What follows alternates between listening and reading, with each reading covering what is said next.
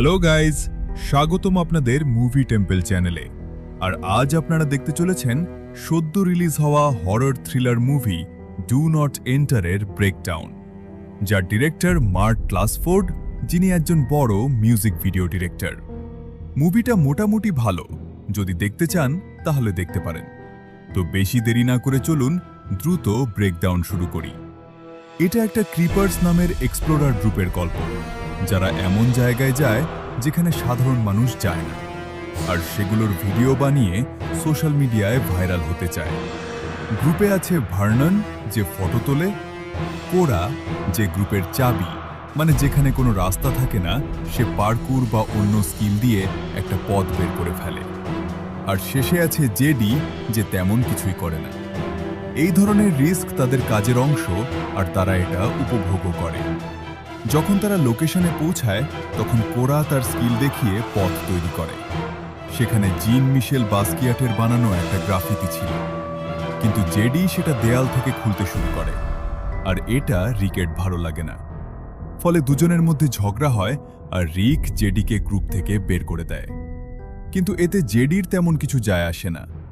কিছুক্ষণ পর সে স্ক্যাভেঞ্জার্স নামে আরেকটা গ্রুপে যোগ দেয় এবং সেই গ্রাফিতি তারা ঠিক করে ভিডিও আপলোড করে। ফেমাস হতে হলে ক্রিপার্স বড় সবাই খুব রেগে যায় এবং খারাপ। এখানে প্ল্যান নিয়ে আসে রিক।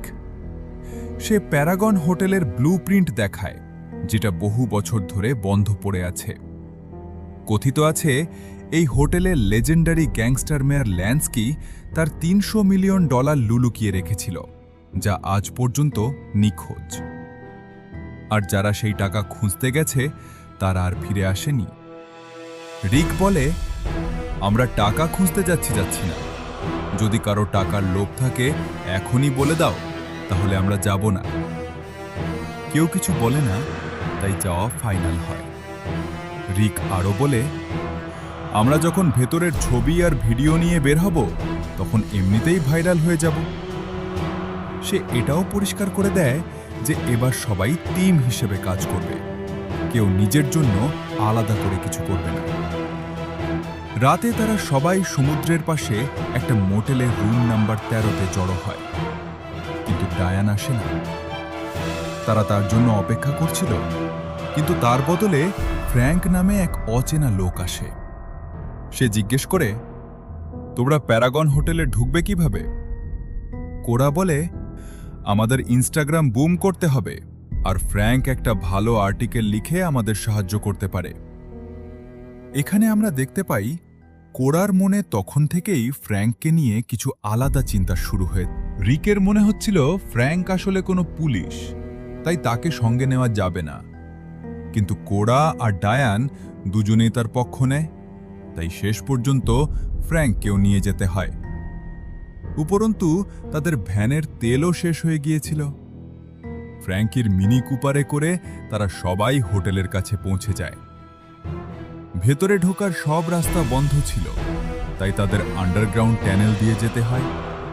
কিন্তু সেখানেও সমস্যা তৈরি হয়। ঠিক তখনই আকাশে কালো মেঘ জমে যায়, অর্থাৎ টানেলটা পানিতে ভরে যাওয়ার ঝুঁকি তৈরি হয়।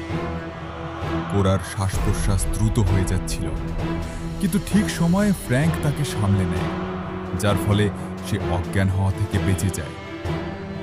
টানেল পার হয়ে তারা ব্যারিকেড ভেঙে ভেতরে ঢোকার পথ তৈরি করছিল, কিন্তু এর মধ্যেই ডায়ান তাদের থেকে আলাদা হয়ে নিজের আলাদা পথে চলে যায়। এদিকে ডায়ান লাইভে চলে যায়, আর ওদিকে ভার্ননের ছবি আর রিকের ভিডিও চলছিল।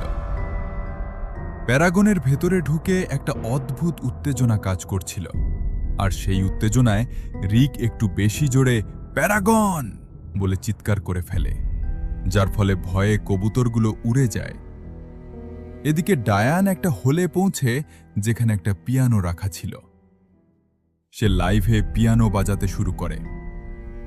এই সময় রিক তাকে ফোন করছিল, কিন্তু সে ফোন কাটছিল, কারণ এতে তার লাইভ নষ্ট হয়ে যেত। কিন্তু এক মুহূর্তেই সবকিছু খারাপ হয়ে যায়। তাকে কেউ ধরে নিয়ে যায়, আর এই পুরো ঘটনাটা তার ফোনে রেকর্ড হয়ে যায়, কারণ পালানোর চেষ্টায় ইনস্টাগ্রাম বন্ধ হয়ে ক্যামেরা চালু হয়ে গিয়েছিল। ওদিকে কোরা আর ফ্র্যাঙ্কের মধ্যে কথা হচ্ছিল, যেখানে জানা যায় ফ্র্যাঙ্ক বিবাহিত এবং সে কোরাকে তার স্ত্রী অ্যামান্ডার কথা বলে। রিক বাকি সবাইকে কাজ ভাগ করে দেয়, কারণ ডায়ানকে পেলেই সঙ্গে সঙ্গে হোটেল থেকে বের হয়ে যেতে হবে, বেশি এক্সপ্লোর করা যাবে না। কোরা আর ভার্নন ডেস্কের দিকে যায় কোনো দরকারি চাবি খুঁজতে। মাঝপথে কোরা ভার্ননের মজা করতে থাকে। শোনা যায় পুলিশ খুব বেশি কিছু জানায়নি, কিন্তু গুজব ছিল 1980 সালে এক মহিলার বুক চিরে তার হৃদয় বের করে নেওয়া হয়েছিল।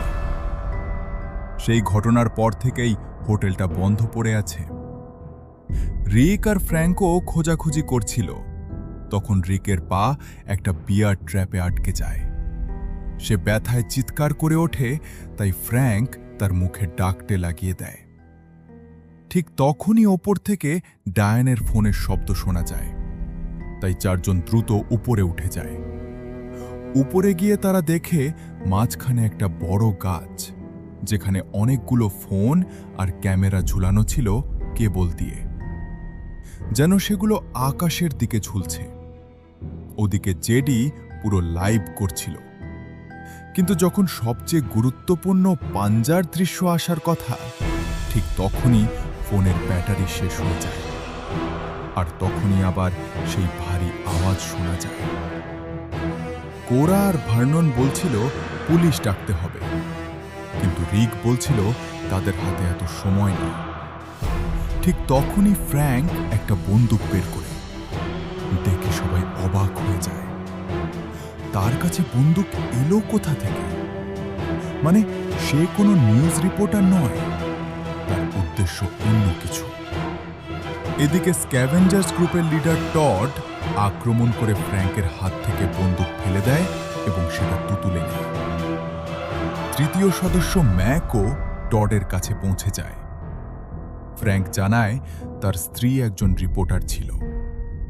2 মাস আগে সে তার ফটোগ্রাফারের সাথে এই হোটেলে এসেছিল মালিকের ওপর স্টোরি করতে, কিন্তু তখন থেকে তারা দুজনই নিখোঁজ। পুলিশ কিছুই করছে না, আর সেও কিছু করতে পারছিল না। হোটেলের ভেতরে কিভাবে ঢুকতে হবে সেটা আমি জানতাম না। তখন আমি ডায়ানের পোস্ট দেখি, যেটা দেখে আমার মধ্যে একটা আশা জাগে এবং আমি এই গ্রুপে যোগ দিই। হোটেলের ভেতরে তো ঢুকে গেছি, কিন্তু এখন আমাকে আমার স্ত্রীর খোঁজ পেতে হবে। এই বলে ফ্র্যাঙ্ক পুরো গল্পটা জানায়। ওদিকে ফ্লোরগুলোর মাঝে বড় বড় গর্ত ছিল, একেবারে সোজা নিচে পড়ার মতো, আর সেই কারণেই রিক পড়ে যায়। কেউ ভাবেনি টড এমন কিছু করবে, এমনকি জেডিও না। জেডি বলে, এটা তো প্ল্যানে ছিল না। এতটুকু বলতেই টড তাকে ঘুরিয়ে একটা মেরে দেয়। টড বলে, টাকা কোথায় আছে বল, সেই 300 মিলিয়ন। কিন্তু আসল কথা হলো টাকা অফিসে আছে, আর সেই অফিস ব্লুপ্রিন্টে মার্ক করা আছে। রিককে পাওয়া যায় না, তাই টড সবাইকে নিয়ে ফিরে যেতে শুরু করে। আর কোরা যেন ফিরে না আসতে পারে, সেজন্য সে গুলি করে কেবল কেটে দেয়। তারা সামনে এগিয়ে একটা রুম থেকে আওয়াজ শুনতে পায়। ভেতরে গিয়ে দেখে একটা আলমারি, আর সেটা খুলতেই বেরিয়ে আসে ফ্র্যাঙ্কের স্ত্রীর সাথে আসা সেই ফটোগ্রাফার। দেখা যায় সে খুবই দুর্বল হয়ে গেছে। ফ্র্যাঙ্ক কিছু জিজ্ঞেস করার আগেই ওপর থেকে আবার সেই ভয়ঙ্কর আওয়াজ আসে। এটা শুনে বেড বলে, সে আসছে, তোমরা সবাই মরবে। এরপর সত্যিটা তখনই সামনে আসে যখন সেই ক্রিচার নিজেই সামনে আসে। টড আর ম্যাক তাকে গুলি করতে শুরু করে। টডের গুলি শেষ হয়ে যায়, আর গুলির মাঝেই ক্রিচার আবার সেই গর্ত দিয়ে উপরে চলে যায়, যেগুলো ফ্লোরের মাঝে ছিল। ফ্র্যাঙ্কের কি হলো সেটা ঠিক বোঝা যায় না, কিন্তু তার আশা আরও বেড়ে যায়। কারণ যদি বেড বেঁচে থাকে, তাহলে তার স্ত্রীও হয়তো বেঁচে আছে। ওদিকে দেখা যায় ডায়ানও এখনো বেঁচে আছে। সে এমন একটা রুমে জেগে ওঠে যেখানে কোনো স্যাটানিক রিচুয়ালের প্রস্তুতি চলছিল। তাকে বাঁচাতে রিক মাঝখানে আসে, কিন্তু ক্রিচার তাকে ধরে ফেলে। এই সুযোগে কোরা সেখান থেকে পালিয়ে যায়। ক্রিচার রিককে ছুঁড়ে ফেলে দিয়ে কোরার পিছু নেয়, কিন্তু ততক্ষণে কোরা লিফটে উঠে পড়েছিল। ক্রিচার অনেক চেষ্টা করেও তাকে ধরতে পারেনি। লিফট থেকে বেরিয়ে কোরা একটা রুমে যায় যেখানে একটা মৃতদেহ বসানো ছিল, যার বুক চিরে হৃদয় বের করে নেওয়া হয়েছে। সেখানে অনেকগুলো টেপ পড়েছিল। এর মধ্যে একটা টেপে রক্ত লেগেছিল, তাই কোরা সেটাই প্লে করে। সেই টেপ থেকে কোরা সব সত্য জেনে যায়। ঘটনা হলো, সেই বিখ্যাত গ্যাংস্টার এক রিচুয়াল করে নিজের বুক চিরে নিজের হৃদয় কাঁচা খেয়ে ফেলে। এর ফলে সে ট্রান্সফর্ম হয়ে যায় সেই ফ্যাকাশে ভয়ঙ্কর ক্রিচারে, যে আজও এই হোটেলে ঘুরে বেড়ায়। মানে, হোটেলের মালিক আসলে নিখোঁজ হয়নি, সে এখনো বেঁচে আছে এই হোটেলের ভেতরে, আর সেই কাউকে বাইরে যেতে দেয় না। ডায়ানকে সে কোনো জোর করছে না, বরং সে নিজে থেকেই সেই রিচুয়ালে অংশ নেবে কিনা সেটা ঠিক করতে পারবে। সেজন্যই তার সামনে বইটা রাখা হয়েছে, যাতে সে নিজে পড়ে সিদ্ধান্ত নিতে পারে। তাকে কেন বেছে নেওয়া হয়েছে? কারণ তার মধ্যেও একই রকম লোভ আছে, সাধারণ থেকে অসাধারণ হওয়ার ক্ষুধা। এতে বোঝা যায় এখনো তাকে থামানো সম্ভব।